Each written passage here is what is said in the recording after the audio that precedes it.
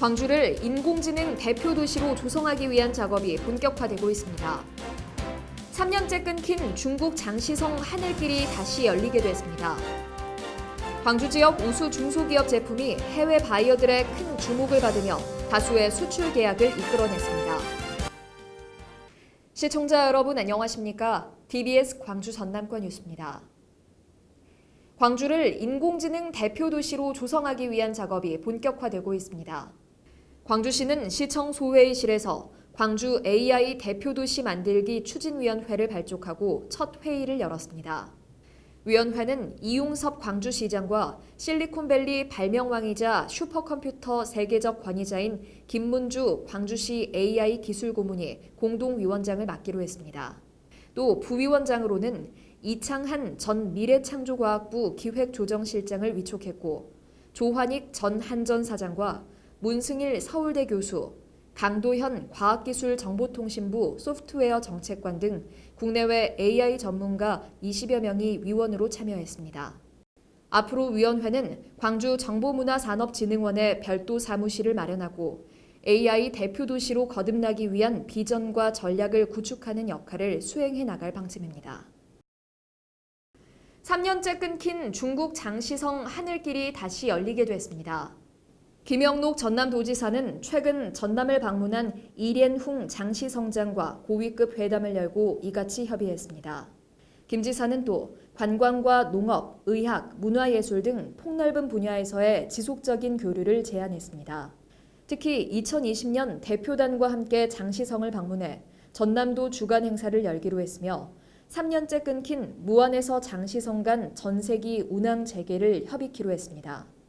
한편 전남도와 장시성은 지난 2004년 우호 교류를 시작해 2012년 자매 결연을 체결했으며 이후 문화예술과 관광 등 다양한 분야에서 활발한 교류를 해오고 있습니다. 광주 지역 우수 중소기업 제품이 해외 바이어들의 큰 주목을 받으며 다수의 수출 계약을 이끌어냈습니다. 무역협회 광주 전남지역본부는 광주 김대중 컨벤션센터에서 개최한 2019 광주 해외 바이어 초청 수출 상담회에서 총 150만 달러의 수출 계약과 현장 MOU 3건을 체결했다고 밝혔습니다.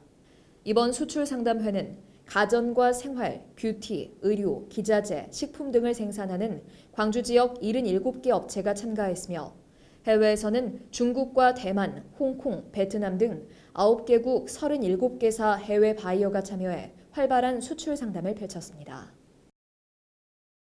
대통령 직속 자문기구인 민주평화통일자문회의 광주 북구협의회는 25일 북구청에서 제19기 출범식 및 허용호 회장 취임식을 개최했습니다. 허용호 신임 회장은 취임사에서 협의회 자문위원들의 적극적인 관심과 참여를 통해 통일 역량을 하나로 모아달라고 당부했습니다.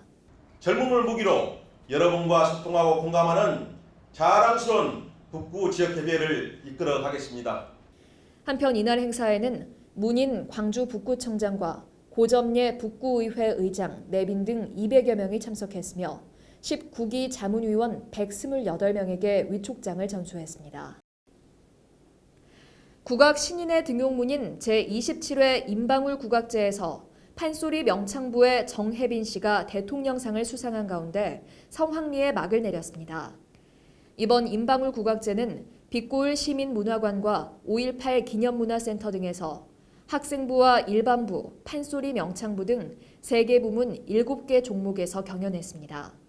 특히 올해 국악제는 역대 최다인 전국 399개 팀 680여 명이 참가했으며 부문별 시상금도 총 72명에게 1억 8천여만 원이 주어졌습니다.